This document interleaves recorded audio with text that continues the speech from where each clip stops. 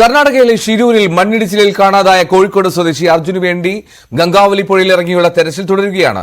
മുങ്ങൽ വിദഗ്ധൻ ഈശ്വർ മൽപ്പയാണ് സിഗ്നൽ ലഭിച്ച 4 കേന്ദ്രങ്ങൾ കേന്ദ്രീകരിച്ച് വെള്ളത്തിലിറങ്ങി പരിശോധന നടത്തുന്നത്. നാവികസേനയും മീൻപിടുത്ത ബോട്ടുകളിൽ മൽപ്പയിൽ നിന്നുള്ള മറ്റ് മത്സ്യത്തൊഴിലാളികളും സുരക്ഷയൊരുക്കുന്നുണ്ട്. അപ്പൊ ഇന്ന് ഒരു കറണ്ട് വളരെ കുറവുണ്ട്.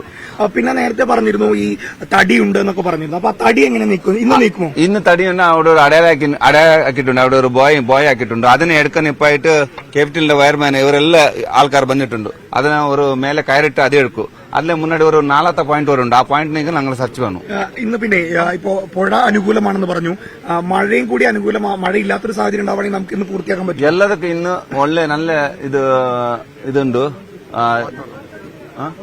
വാതാവരണം നല്ല இருக்குது. അതില് ആ വേല പண்ற എല്ലാരും ഉണ്ട്. ആള് ഇപ്പൊ പോയിട്ട് ഞങ്ങൾ തുടങ്ങും. ഇന്ന് ഒരുപാട് പേരുണ്ട്. ഇപ്പൊ എന്റെ പണ്ട ആള് 2 പേര് ഡൈവർ ഉണ്ടല്ലേ. അപ്പൊ പിന്നെ എല്ലാവർക്കും സഹകരിക്കുന്നുണ്ട്. എത്ര സ്പോട്ടിലാണെന്ന് പരിശോധിക്കാം. ഇന്നലെ 3 പോയിന്റ് ആക്കി. ഇന്നൊരു 4ാമത്തെ പോയിന്റ് ഉണ്ട്. ആ പോയിന്റ് നോക്കിയിട്ട് പിന്നെ അടുത്ത പോയിന്റ് 3ാമത്തെ പോയിന്റ് ഒരു തടി കഷ്ണമാണ്. അത് എടുക്കുന്നുണ്ട്. ഏതായാലും വളരെ ദുഷ്കരമായിട്ടുള്ള റിസ്കി ആയിട്ടുള്ള ഒരു ഇതാണ്. അങ്ങോട്ട് തന്നെയാണോ പോകുന്നത്? ആ ഭാഗത്ത് തന്നെയാണോ പോകുന്നത്? ഇന്നലെ നടത്തിയിരിക്കുന്നത്. ഇന്ന് പോകും. അർജുനായുള്ള തെരച്ചിൽ തുടരണമെന്ന് കർണാടകയോട് കേരളം ആവശ്യപ്പെട്ടിട്ടുണ്ട്. എ.കെ. ശശീന്ദ്രനാണ് ഇക്കാര്യം അറിയിച്ചത്. കർണാടക ഗവൺമെന്റ്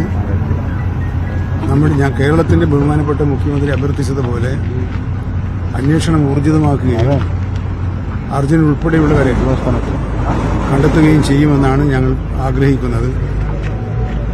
ഒരു ഫലപ്രാപ്തിയിൽ എത്തുന്നത് വരെ ഈ തെരച്ചിൽ തുടരണം എന്നാണ് കേരളത്തിന്റെ ആവശ്യം.